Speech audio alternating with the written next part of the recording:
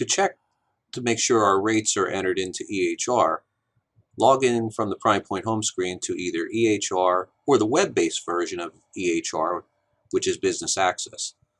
Business Access will eventually replace the Java EHR, and we are currently migrating many of the functionalities from EHR to Business Access. But things like payroll operation and your employee list are currently in Business Access, so if you haven't had a chance to, try it out. So using your same username and password from EHR, log into Business Access, click on Personnel,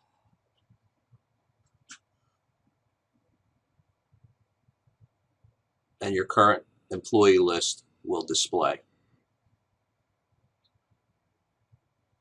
To make it easy to check the rates, click on the Configure Columns icon at the bottom of the screen, unselect all, and just select the fields that you need to check your rates.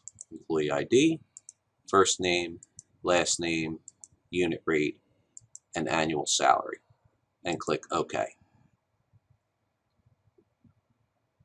You can then click on the icon to export this information to CSV. And for most people, if you have Microsoft Office on your screen, clicking on the download will open that up into Excel by default. We then want to check our unit rate column, perhaps formatting it to currency, to look for any blanks that are missing rates.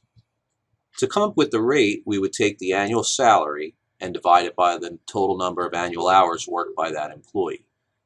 For example, if I work 40 hours a week, that would be 2,080 hours in the year. In this instance, Clyde Hopkins is a 35-hour weekly employee, so his annual is 1,820.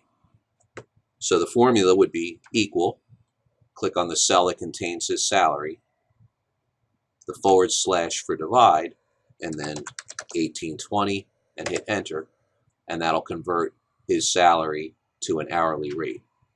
We would then go down to anybody else in the system. Perhaps Randy Parsons is a 40-hour person. So again, equal, click on the cell that contains his salary, / for divide, and 2,080, and enter will then give his unit rate. I could then continue to do that for everybody else in the system, and once complete, save the report